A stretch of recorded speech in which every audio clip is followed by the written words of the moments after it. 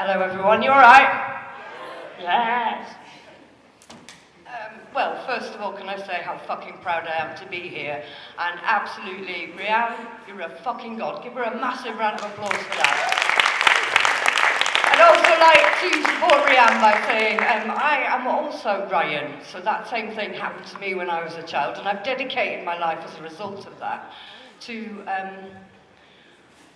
trying to help young people find themselves and find their voices. And increasingly, I'm finding the most incredible people, and my passion is finding beauty in the ugly places. Not that this is ugly or anything.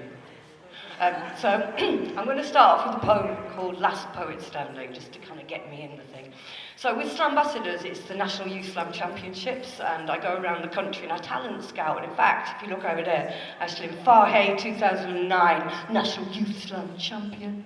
But a lot of the young people I work with are not like Aisling, and they come through very challenging and difficult circumstances, and some of them have been involved in gangs. Okay. Oh, you know the clicking thing, yeah? That happens during the poems. No, at the end, I noticed earlier when Liam was on, you all clicked really quietly. Don't do that, like smash things, cheer, kick the tables over, slap each other across the face. That's all I ask. I am the last poet standing. On this blank stage of bruised pavements, broken with missed opportunities and well-aimed misunderstandings. They say our children are too demanding. The scent of sweat at the base of the spine, carried on wolves of wind, lures the gangs in. Even the air we breathe has chalk lines around it. Police barrier tape surrounds it. Whilst the skin of our streets is tattooed with grit and graffiti, the city's obituary cut by street artists, cultural terrorists and infantry, sprayed in blood and ink. See our young are force-fed on vulnerability and violence. Their lullabies are the cries of police sirens and the echoes of doors slamming late under midnight moons as wide as children's eyes. She didn't come home again tonight. She never will, but that child will wait for her for the rest of his life, because these canals, these tracks, these umbilical streets, these arteries of our cities are clogged with discarded dreams and shopping trolleys. See, our kids die in school corridors, not just in illegal, intangible, immoral wars, but the simpler war between self-respect and self-esteem.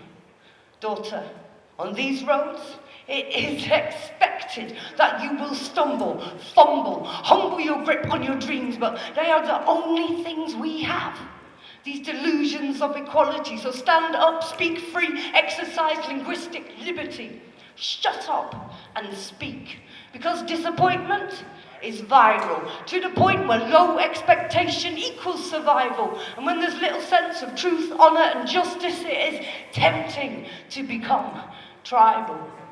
So our thin children have dug themselves into their own fragile skin, and they hide behind sandbags, postcodes, strips of colour, and lies, and a cheap pound shop pride, and a knife. There's always a knife that reflects the hand that holds it, you see? The blade reflects the hand that holds it. So when you see your face, can you remember your name? Meanwhile, our fathers are pugilist or fetal, boxers or babies, missing in action, an Argos link in a cheap chain reaction that leaves us lost in our own living rooms. And he's just an empty chair, or an empty promise, or the hierarchy of the kiss above the fist above the kiss, a shadow receding in the mist, retreating in the mist. Fear is your father forgetting your name. Well, it's getting dark. We are a long way from home, and from a distance, the drained and grey tower block is a gravestone, and every window lit is a word upon it. Well, who's going to write our epitaphs when all the poets have gone? Who's going to write our epitaphs when all the poets have gone?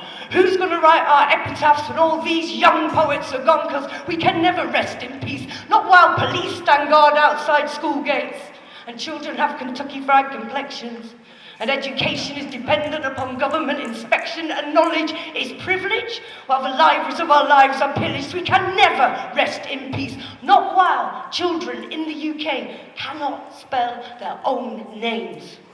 And they are the monsters beneath their own beds and afraid of themselves, and everything they wish they'd said in the colour of ink is red, and this whole town is proof marked in blood. Not while there's one poet left standing, see. We have been worshipping false prophets for false prophets. The cult of celebrity, that cynical, cyclical celebration of hypocrisy that allows us to watch the whole outside world like it's reality TV, and our children are outside bent kneed, picking broken glass from their eyes. Broken glass, you see. There was never an end to slavery. We just don't define it any more simply by ethnicity, but by economy.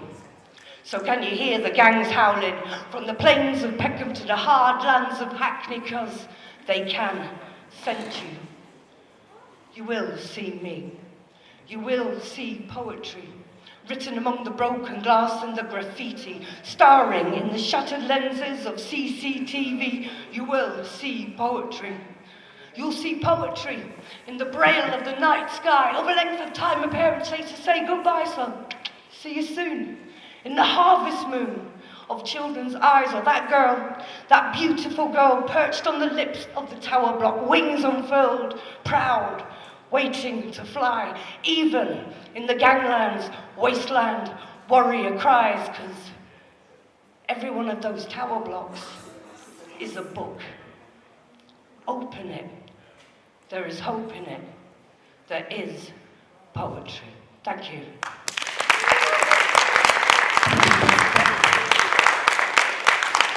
Yeah, clap harder, clap harder. Do you know what? Thanks, first of all. You're being an amazing audience. I just want you to break things, if that's cool. So I'm going to do a brand new one. And this is called Ancestors, okay? And I need to read it from my Kindle machine. Now, a long time ago, as well as what we spoke about earlier, I lived in a place called Greenham Common. Do you know about Greenham Common? It was a women's peace camp, and we all walked from across the country, and then we just sat outside a nuclear missile base. And basically, I've got a charge against me for prevention of terrorism. Isn't that fabulous? I planted a sapling on a nuclear silo. It was the gayest act of terrorism you ever saw in your life. It is still on my record, man. Anyway, this is remembering all the powerful women, our ancestors. These vagabond women, these wrong-haired girls, these walkers along fallopian roads that curve into names, these sisters of broken teeth, these flocks of shrieks, these punched laughs, these clutched keys, these copywriters of bed sheets, these rouges of bruises, these deep nights of ugly and beauty and innocence. See how we birthed the world. See how we unpicked razor wire perimeters like badly knitted jumpers. See the smiles scarring our faces. See how we dreamed in different languages. See how we cradled sleeping suffragists in the soft of our fist. See how we danced at the end of the world. See how we lived in hard houses. See the chill out that kept us warm. See the storm at the edges of eyes. See the thin line we stepped over and inhaled and wore as hangman's ropes around our necks. See the stain on the wall turn into the face of your mother. See her smoking. See her clean herself into corners. See her wash away herself. See brown girls pirouetting from the end of umbilical ropes, strung from the old man's hand of a stripped yew tree. See a picnic at the end of the world. See our gingham grins. See a land beneath a single bed. See women invaded like oil-rich countries. See two mouths, neither of them speaking. See white girls written over. See black women. See the presence of absence. See the woman sewn into her father. See the child tap dance in a gilded birdcage. See women flicker like neon lights. See a girl catch a bullet in her teeth and swallow. These vagabond women, these wrong-haired girls who held hands when you could not and sang songs you had forgotten the words to and carried you. carried you, our ancestors. Hold them to the light. On clear nights, you can see yourself. Thank you. Did you make a poetry noise then? I think you did. Poetry noise, right? Is at the end when, I can just see this row here, when people at the end go, that's the poetry. Should we practice it for when the others get up? Okay, after 3, let's make the poetry noise. 1, 2, 3. It's the small things. That was a very small thing. Okay. Another short poem from my new book. My new book. The Woman Who Was Not There. I'm selling this tonight. It normally goes for £10. Anybody got a tenner? £4. This is called The Acrylic Woman, and it's a true, well, it's a true story.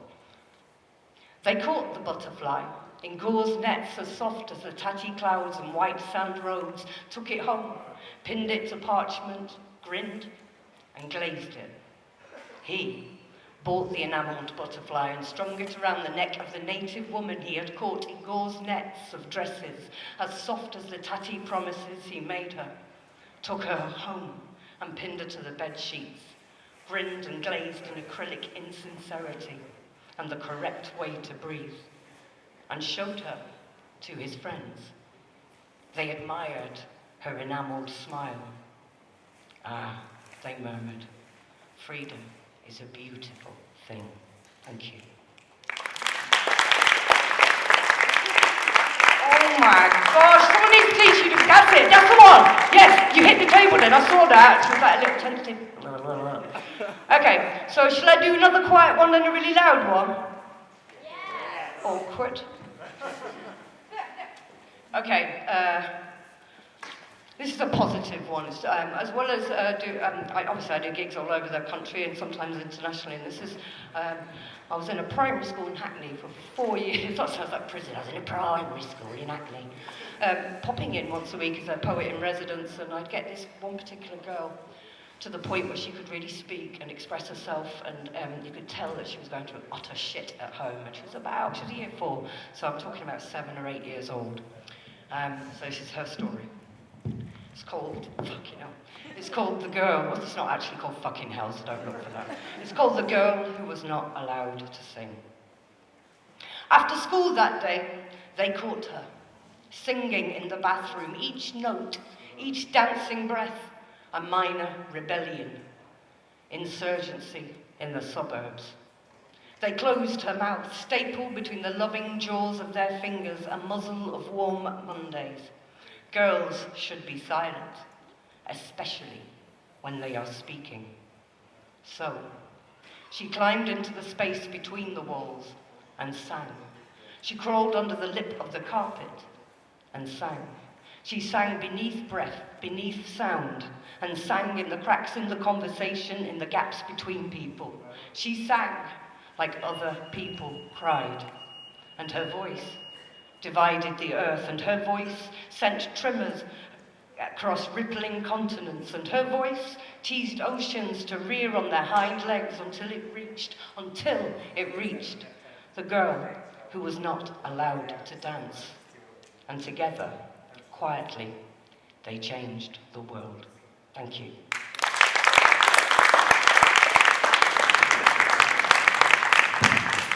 Right, I mentioned earlier about sexual abuse. Now, I'm going to do a poem that is semi-autobiographical. When I finish it, don't go like, oh, she's in a gang, yeah, you get me.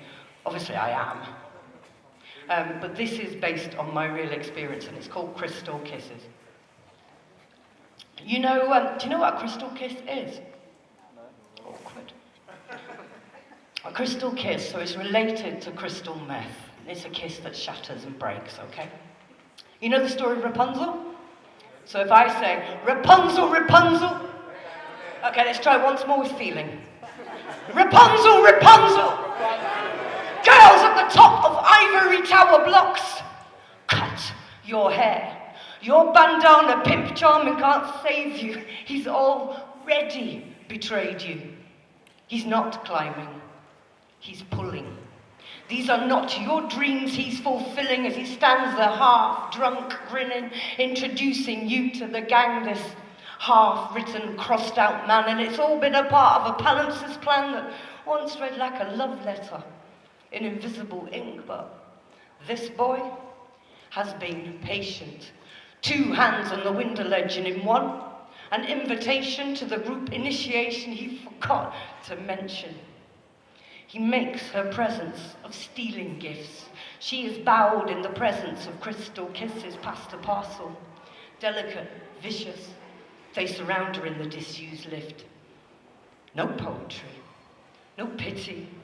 Their eyes, the blank windows of a somnambulant city, her name spray-tagged in urinal graffiti. They circle her. One winks, offers a drink, and their shoulder blades are shark fins. These awkward, angry boys, all angles and apologies with blue siren voices that she once shared a classroom with. For their tongues are now whips that scar her unwritten skin into a map. Each word, each wound, a passport mark of origin that confines her to the estate. Know your place. Well, she might not wear niqab and burqa, but there is more than one form of purdah. She wears her hair across her face like crime scene tape. And I've learned not to look at these boys with mouths of burning books. Head quietly back to my flat. Doors close like eyes will. All is still. All is still. Later, down the catwalk gangway, she teaches herself to walk, and the air she moves through is forever outlined in chalk. She walks, back bruised by the beatings of the communal metal bins they forced her in. She walks, back bruised by the looks of other women clutching 6 packs of children as she carefully, warily passes by, because the girls round these ends wear half-drawn neck curtains across their eyes. But she'll learn. She'll learn like the rest to bury her breast in the shallow grave of her chest, because a lowered gaze on the block offers way more protection than a Kevlar vest.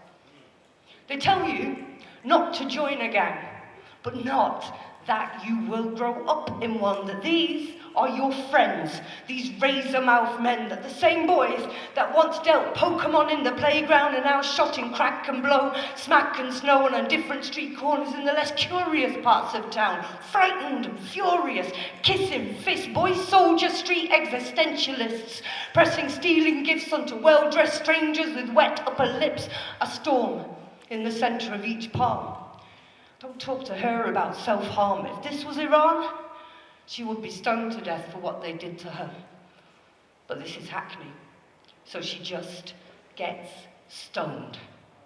The same boys that once played kiss chase now play kiss chase, and the moon hides its face in the branches of a tree. The girls that are locked in ivory tower blocks around these ends are kept well fed and confined to their beds like battery hens, stored one on top of the other. An Argos advent calendar pop the window. Inside, a girl grows into a woman, into her own widow. And now there are parts of her body, places where even the police won't go. Areas of her skin where the grass will not grow, in the dark heart of the tower block shadow that turns the estate into a sundial. There are parts of her body that are wastelands, war zones on which a small girl stands alone, wondering which could be the path that will lead her home. Sensing blood, pops up a hood, sets off quietly into the woods, sprayed with their collective pheromones. And when she smiles, her teeth are a white picket fence, neglected paint peeling on which a bouquet of flowers rests again, and nothing sings. Nothing ever sings. Nothing tastes as good as that which is forbidden. Nothing is as public as that which must be hidden, as impossible, as irreverent as the possibility of forgiving. So where the fuck are the flowers resting against railings for these young, falling women? Where are the t-shirts, the TV appeals, the parliamentary petitions? There's just confinement to the tenement as though men are the victims, and the female form once again becomes a kind of prison. Meanwhile, gang gods battle gods in a raw estate Oristire, and she is Cassandra, foreseeing her future, but fated never to be believed, especially by herself, who only knows what she thinks from following Facebook news feeds. And so the media Call her the all-devouring mother, bedsit Medea. Print headlines in graveyard script, but never tell the story of the girl on the 12th story entombed in a family crypt. But this girl is a municipal miracle, a council estate oracle. In the centre of each eye is an image of the whole world. She is the universe contained in a single pixel. The rainbow rising out of the oil spill. Girls, know your power. Girls at the top of ivory tower blocks, cut your hair.